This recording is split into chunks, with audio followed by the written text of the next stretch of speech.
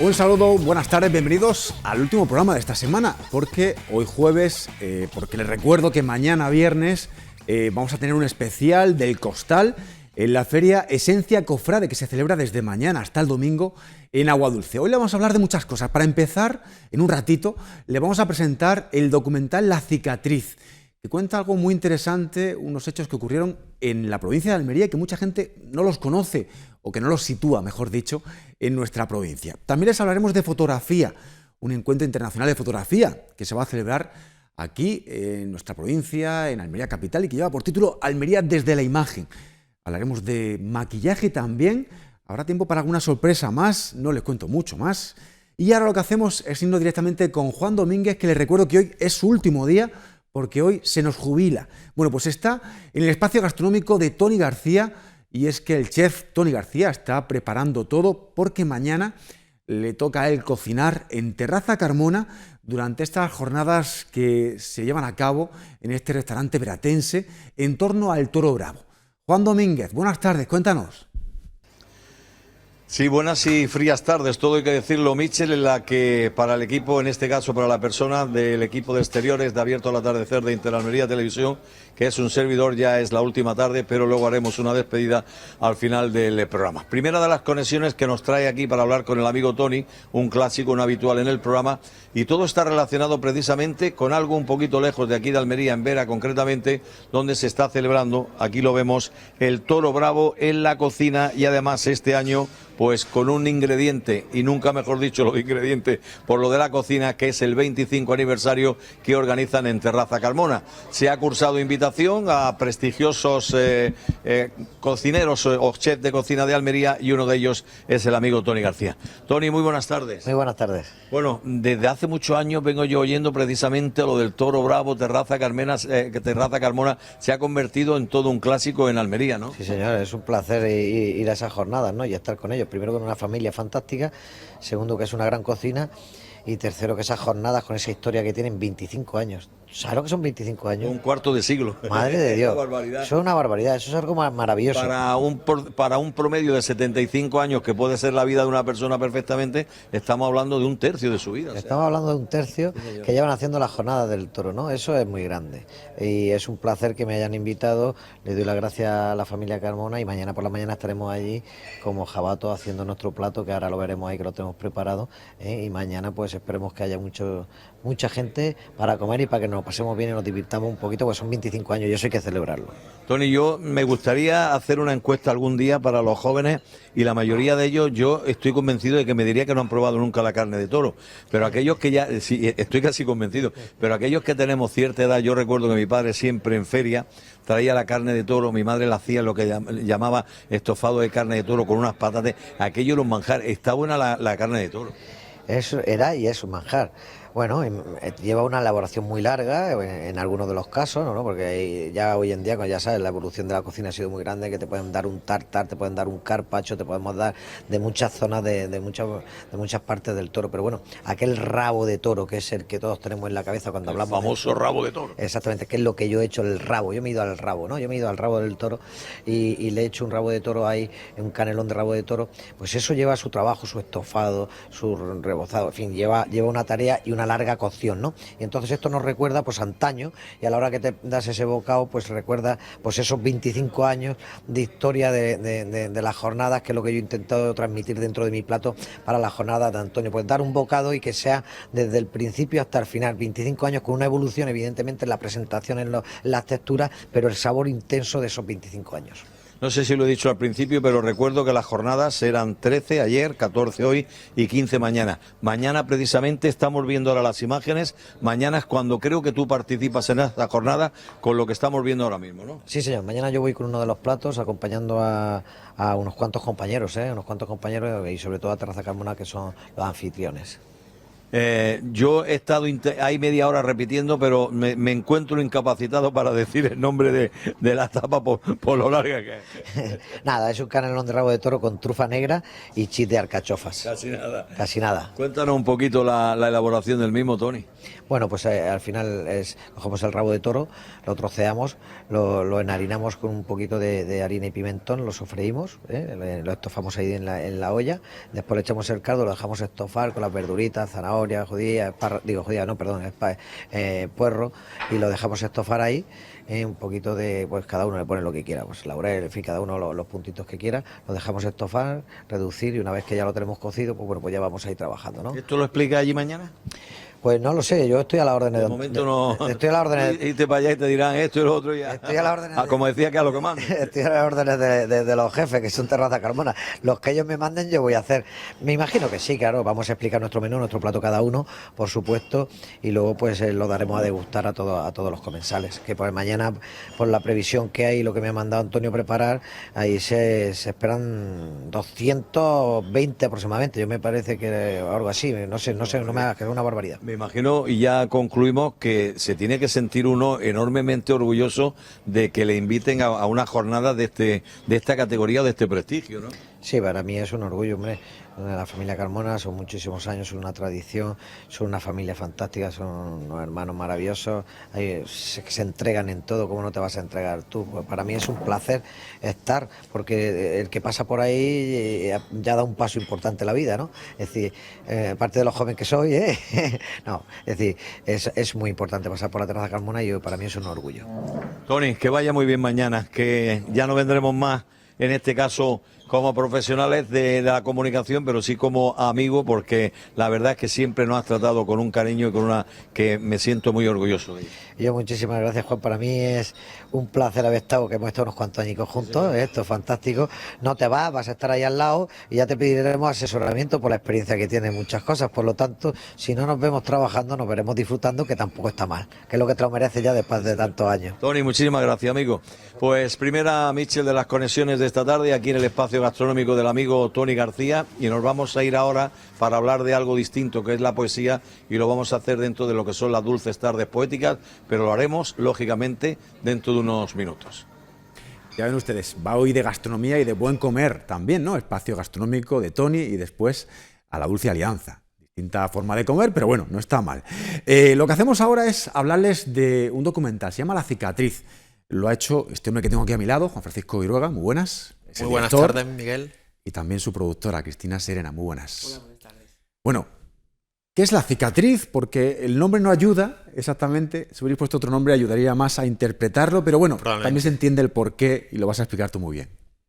Bueno, pues La Cicatriz es un documental que habla sobre el crimen de Gádor, un crimen un infanticidio que aconteció a comienzos del siglo XX y que inspiró una leyenda internacional como es el hombre del saco. Realmente, ¿por qué le pusimos La Cicatriz? Porque nosotros no queríamos ahondar en el crimen en sí, que ya de por sí es muy célebre, muy conocido, sino sobre todo en las consecuencias, las repercusiones que tuvo el crimen. Ajá. Un crimen que las consecuencias entre ellas fue que dividió a dos pueblos, o los enfrentó, mejor dicho. No tanto a enfrentarlos, sino más bien pues que uno de ellos quedó tildado como pueblo del crimen. Pero bueno, es algo de lo que ya ambos salieron, pero sí que al principio pues hubo algunos resquemores y bueno, el título va un poco por ahí, ¿no? Precisamente por cómo esa herida que durante una época o durante un momento determinado se abrió, pues acabó cicatrizando. Y bueno, de hecho el documental es un documento y un alegato sobre la reconciliación y el abrazo que finalmente se dan en estos dos municipios, ¿no? Para poder enterrar pues ese caso que forma parte de la crónica negra almeriense. Enterrar ese caso porque también implicaba a gente de los dos pueblos. Sí. Ahí el problema, ¿no? Cuéntalo un poquito tú para que la gente lo sepa. Esto también, mucha gente le llama el hombre del saco, sacamantecas. Ajá. Bueno, pues es algo que ocurrió, como te decía, a principios del siglo XX, en el año 1910. Había un habitante, un aparcero del Ruiní, que es una pedanía del pueblo de Gádor, que estaba enfermo de tuberculosis, acudió ya desahuciado a unos curanderos para intentar salvarse, y esto le dijeron que la única salvación que tenía pues era salvarse la sangre en caliente de un niño y aplicarse sus mantecas sobre el cuerpo, ¿no? Entonces, bueno, pues en ese contexto de oscurantismo, de un analfabetismo que que superaba más del 85% no solamente en Almería, sino en el resto de España, pues finalmente estos curanderos urdieron un plan, secuestraron a un niño y llevaron a cabo pues este crimen horrendo, ¿no? También hay que decir que no fue para nada el único caso de sacamantecas en España, sí, que hubo casos previos, tanto en Galicia, Málaga, en otros municipios, pero bueno, quizá también un poco por la forma en que se resolvió el crimen, porque los criminales fueron ajusticiados a garrote vil, y sobre todo porque el mero hecho, la propia imagen iconográfica, ¿no?, del hombre del saco, pues generó una leyenda internacional que fue conocida, pues traspasó las fronteras del país, de España, y fue conocida en el resto de Europa y en Latinoamérica. Ajá, en Latinoamérica me decías que era el hombre de la bolsa. El hombre de la bolsa, efectivamente. Es curioso. Sí. Bueno, un caso súper curioso que muchos de ustedes dirán, yo sabía de eso, ¿no? Tenía miedo al hombre del saco, pero no sabía que en parte había nacido esa leyenda de Almería, de Gádor, de ese crimen, ¿no? Vamos a ver el tráiler de este documental que se presenta en FICAL, que no lo hemos dicho todavía, pero que se presenta en FICAL, aunque también va a tener una presentación mañana, que ahora vamos a contar. Bueno, vemos el tráiler.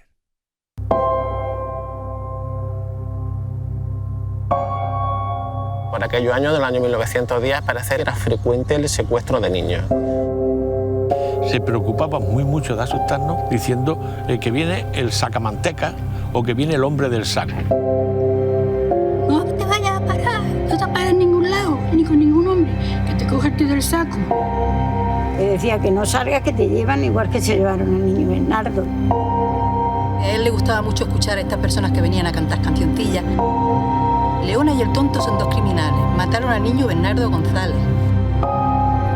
Empecé a darme cuenta de lo que había surgido aquí con el niño de Rioja, con el señor este de Gádor, el asesino de Gádor.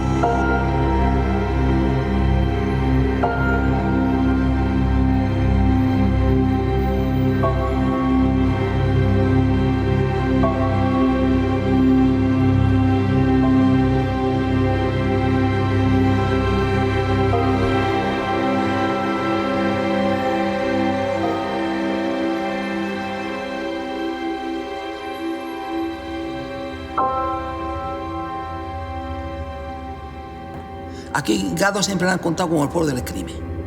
Siempre han dicho, del pueblo del crimen.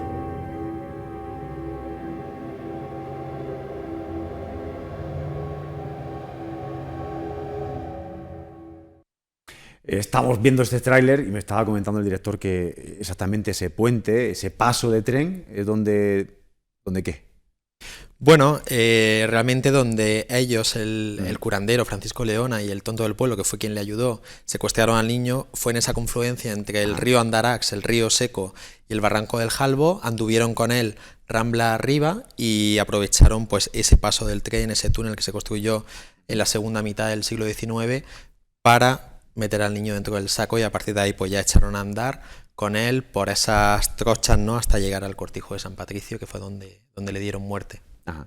Cristina, llega aquí este hombre con esta idea, te la cuenta, una idea que además viene de antes, no vamos a mover mucho más, pero que viene de mucho antes, de otros años, sí, ¿no? Efectivamente, pasados. Mucho tiempo. ¿Y te lo cuenta y qué? Bueno, pues me impacta bastante porque, bueno, llevo yo muchos años aquí en Almería, pero tampoco soy de aquí, y yo había oído esa historia, lógicamente, pero no tenía ni idea de que, digamos, en este caso, como bien decíamos, aunque había habido otros muchos casos, pero aquí concretamente, como la Guardia Civil en aquella época hizo un trabajo maravilloso digamos, de investigación, pues fue lo que hizo que esta se convirtiese en la leyenda que todos conocemos, incluso sin ser de aquí de Almería. Y después también me impactó mucho porque, bueno, de alguna manera, digamos, directa, pues tenía un familiar suyo que había participado dentro de toda esa trama, que lo explica también en el documental. Entonces, bueno, pues me pareció que había que sacarlo adelante ese documental. Y empezamos a hacer nosotros nuestra propia investigación de los lugares por donde había transcurrido todas las acciones. Hay una investigación previa, sí, por supuesto, y larga. Y eso costó bastante, sí, pero... De hecho fue una cosa muy intenso. Sí, la búsqueda de las localizaciones, el encuentro con todos los personajes, como te decía antes. Bueno, pues hubo un trabajo de arqueología de cada uno de los lugares donde había ido ocurriendo el crimen. Yo durante todos los años que estuve trabajando, investigando, buscando en hemeroteca, he llegado a darme cuenta que un antepasado mío había sido el médico forense del niño, que fue una coincidencia que ya me motivó y me impulsó mucho también a contar esta historia. Y bueno, pues hace yo creo que como 2 años y medio le hablé por primera vez a Cristina de ello, porque nosotros trabajábamos juntos en otro proyecto. Y bueno, ella también es localizadora de cine, conoce mucho todos los espacios de la comarca del Andarax, del desierto de Tabernas. Empezamos a caminarlos, empezamos a investigar y entonces se lo planteé y le dije, ¿por qué no hacemos algo con esto? ¿Por qué no hacemos el documental? En aquel momento no teníamos claro si queríamos hacer una película, un cortometraje. De hecho, hemos rodado 25 horas, como te decía, y ha sido muy difícil concentrar todo ese material de 25 horas solamente en 30 minutos, ¿no? Y algunas de las localizaciones él estaba convencido de que ya no estaban, de que habían desaparecido. Y costó bastante, pero al final, a veces incluso por cabezonería y por pura casualidad, de encontrarnos de golpe y decir, pero si es que está aquí, si míralo, está ahí. Sí, porque vosotros queréis siempre grabar las cosas o rodarlas en donde había pasado, es decir, que fueran reales. Sí, esa era la idea. Esa era la idea de Juanfran y bueno, en este caso concretamente, como es un documental que es en el fondo una reflexión sobre todo lo que ocurrió en aquella época, que no es una ficción, me refiero, en la ficción, bueno, pues podemos a lo mejor utilizar otra, exactamente, pero en este caso era importante que las localizaciones que apareciesen en el documental, como estuviesen, pero tenían que ser las reales. Está basado en testimonios, os ha ayudado también Antonio Sevillano, ¿no? Sí, de hecho, Antonio Sevillano yo creo que es como mi alter ego en el documental, ¿no? Es su testimonio, que es muy riguroso. Queríamos cuidar mucho a todos los entrevistados, a toda la gente que participara, tanto a la hora de reconstruir el crimen como de hablar de esas secuelas, ¿no? Del crimen para los 2 municipios. Y bueno, Antonio Sevillano creo que es uno de los investigadores más rigurosos que hay en la provincia de Almería y de alguna forma es quien articula el discurso y reconstruye todo lo que ocurrió sin hacer un discurso amarillo que era precisamente de lo que nosotros nos queríamos alejar. Yo tenía claro que quería hacer un documental que planteara el caso de la forma más objetiva posible y sobre todo que formulara preguntas al espectador sin emitir juicios de valor acerca ni de los personajes, ni del caso, ni de los municipios y que fuera el propio espectador quien completara con su propio imaginario y con su sensibilidad lo que estaba viendo, ¿no? La propia propuesta que nosotros hacíamos. Vosotros proponéis las entrevistas, más de uno estaría reticente, ¿no? Sobre todo un caso que ha marcado mucho la comarca, ¿no? Sí, bueno, de hecho fue uno de los motivos que a mí me impulsaba a contar esto, ¿no? Porque al final dices, ¿qué vigencia o qué interés puede tener esto en el año 2018-2019? Pues precisamente que a la gente le sigue costando hablar sobre ello y yo lo entiendo también, porque al final cuando un municipio pues está vinculado a un crimen, como ha sido el caso de Puerto Urraco o de Alcácer, claro, cuesta mucho disociar el crimen de la sociedad y bueno, en el caso de tanto Gádor como Rioja consiguieron que eso cicatrizara, de ahí el título del documental, La cicatriz, reponerse y florecer al nuevo siglo, al siglo XX-XXI. De hecho, pues bueno, con industria, con servicios, con 2 municipios que hoy en día, por supuesto, no tienen nada que ver a nivel socioeconómico con lo que era en aquel momento, pero sí que hay todavía algo de resquemor, algo de tabú con respecto a este crimen en ambos municipios.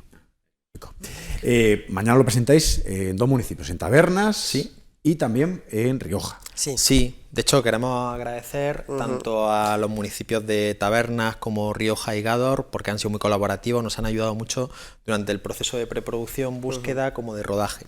Sí. Tabernas que juegas en casa prácticamente, Juan Francisco. Sí. Por eso justamente queríamos hacer ese preestreno pues para agradecer a todos los que han colaborado, en este caso también al colegio, al instituto, que mañana van a estar también en Tabernas concretamente, a los ayuntamientos, en fin, a todo el mundo que ha participado en el documental. Luego llegará FICAL, lo hemos visto también ya en pantalla, el 21 que es jueves. Lo podrán ver todos ustedes, los que quieran, claro. En el Teatro Cervantes a partir de las 7 de la tarde. Además, la entrada es libre, para completar aforo. Digo esto porque a lo mejor en Almería es más fácil verlo. Para los que nos están viendo, quiero decir. Sí. Claro. Y nada, pueden tener la posibilidad de incluso de hablar con Juan Francisco, que estará por ahí, ¿no? Sí, estaremos los dos. Estaremos allí.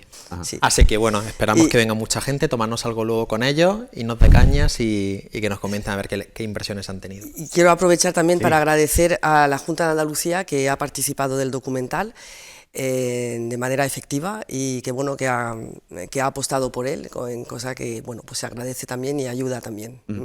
Hicisteis un tráiler, un teaser anterior, en el que intentabais abrir un poquito de boca, ¿no?, a la gente, ¿no? Con niños. Sí. Esto es muy curioso porque, claro, nuestras generaciones somos menos, yo creo que de la misma edad, más o menos. A nosotros nos llegó el hombre del saco. Claro, nos llegaron también otros miedos, pero el hombre del saco nos llegó.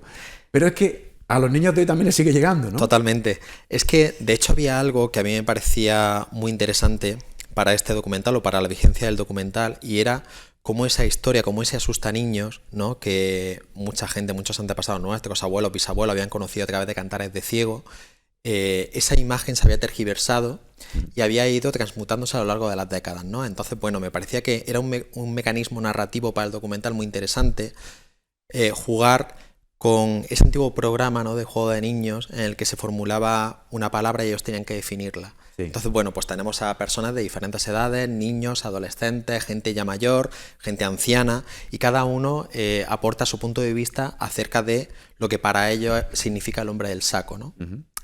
Por supuesto, para los niños de hoy en día es algo ya como muy lejano. Por supuesto, no lo vinculan con un crimen real. Y luego, sin embargo, la gente ya mayor, la gente anciana, para ellos forma parte de su ADN y más de la zona en la que ellos se han criado, ¿no? Sí, pero aún y así, la mayoría de los niños tenían... A lo mejor no sabían concretamente a qué se refería. Pero le había llegado pero ya. Les había llegado todavía, sí, claro. Hombre, los padres seguimos asustando. Sí, totalmente. Claro. No, pero está claro... Nuestros padres, nuestros abuelos nos lo decían, ten cuidado, no te vayas solo, que te va a llevar el hombre del saco. Sí, totalmente. Es una cosa muy habitual. Y sobre todo los niños de la comarca del Andarax, ¿no? Claro. Que para muchos de ellos y de diferentes edades realmente no les metían miedo con el hombre del saco, sino con el tío Leona. Era mucho más directo. Efectivamente, claro, mucho más directo. Era la diferencia entre unos y otros. Era mucho más efectivo. O el tío mantequero o el sacamanteca. Bueno, yo sé que os habéis dejado muchas cosas, han sido muchas horas de grabación. Sí, yo de hecho creo... alguna que tú dices, si pudiera hubiera metido esto, pero vamos, seguro. Muchas cosas, porque imagínate, 25 horas de grabación, hemos rodado, empezamos el 1 de septiembre de 2018, terminamos de rodar en marzo, yo creo, ha sido un proceso de postproducción. Yo creo que es el proyecto entre la investigación, la preproducción, el rodaje y toda la postproducción, que ha sido muy larga, al que le he dedicado más tiempo en toda mi vida. Y con gusto. Vale. Y sí que es con mucho gusto. Sí que es verdad que hay muchísimo material que se ha quedado en el tintero, pero es inevitable. Al final, bueno, pues hay que cortar por algún sitio, pero ahí está, ese material está ahí y también tiene su valor y bueno, nunca se sabe, a lo mejor vuelve a salir en alguna otra ocasión, por algún otro motivo. ¿Hace ya 110 años, puede ser? 110 años. 110 años. 109 en realidad. Para que vean ustedes lo que perdura, ¿no? Algo que ocurrió hace 109, 110 años y que seguimos utilizando ese término, ¿no? Es fascinante. Juan Francisco, muchas gracias. Cristina, muchas gracias. El 21 estaremos atentos, ¿vale?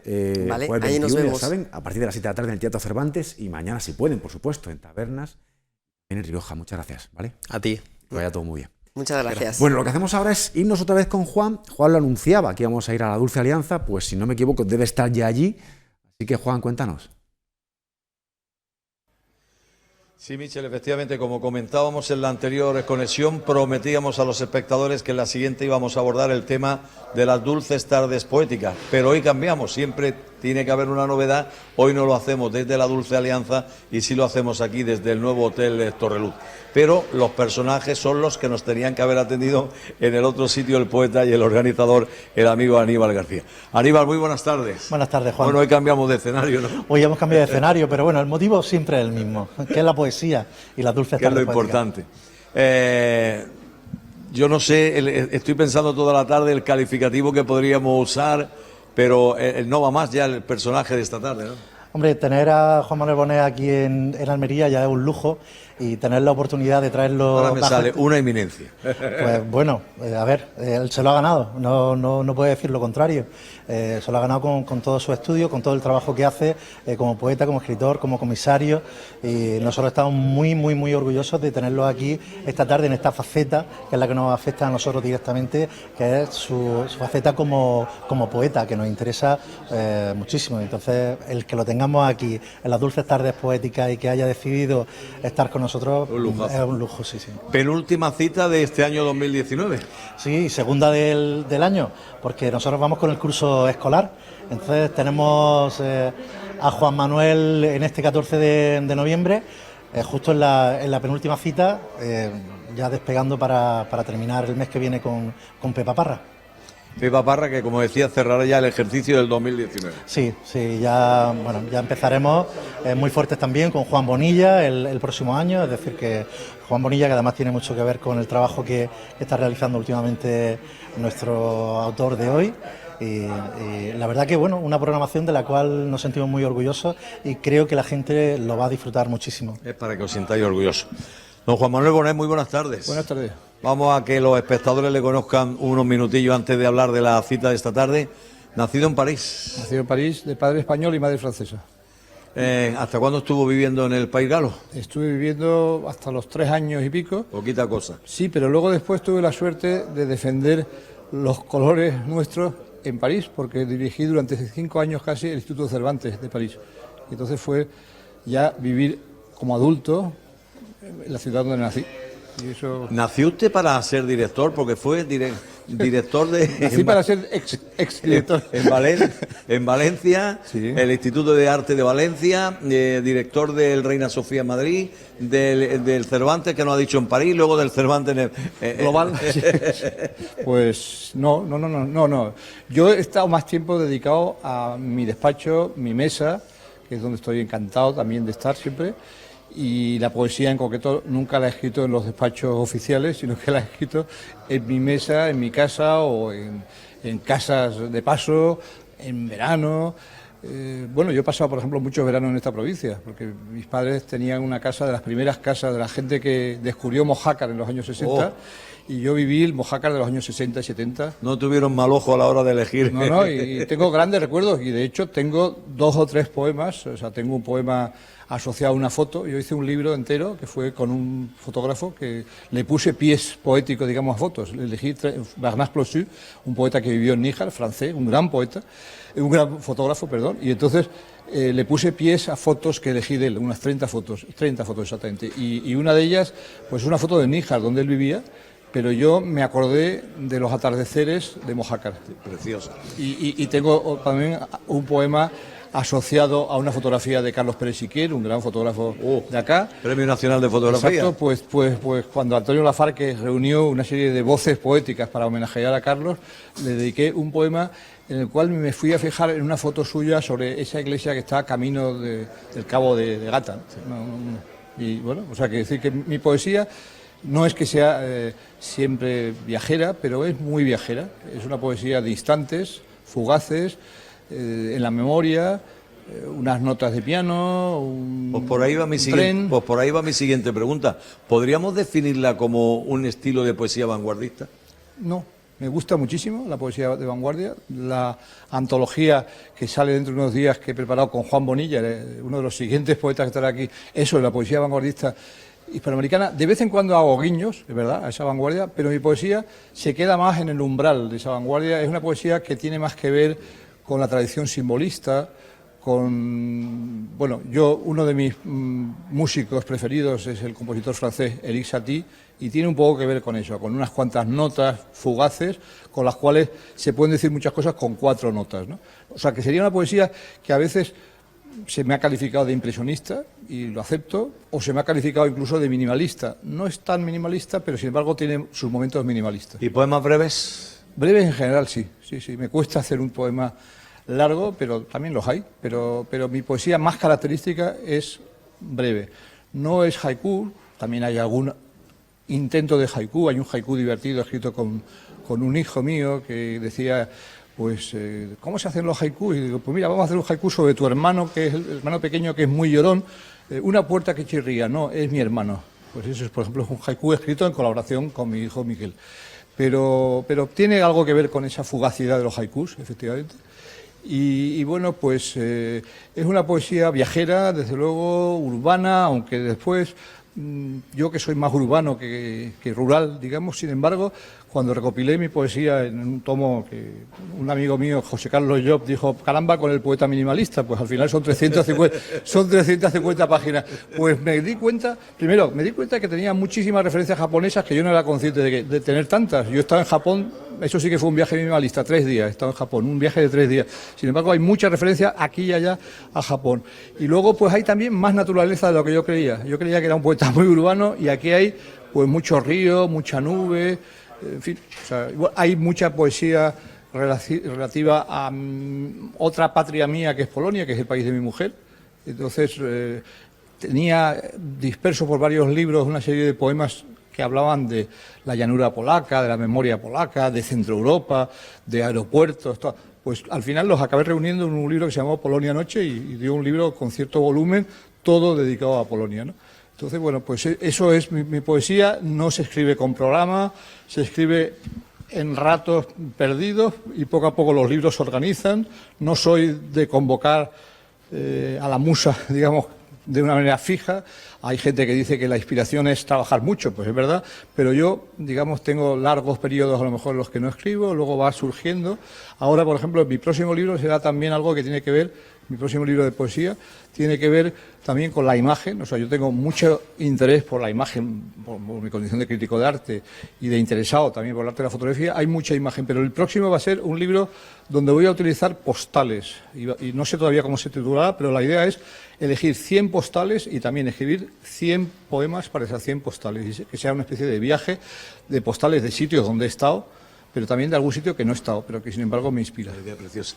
Señor Bonet, mil gracias por estos minutos que nos ha dedicado. Gracias a vosotros. Michel, sería injusto no decir esta tarde que va a tener un acompañante de lujo. Si hablamos del amigo Pablo Mazuecos, y además me ha contado por ahí algún pajarito que parece ser que le ha solicitado alguna música precisamente del autor del que nos hablaba antes, de finales del siglo XIX.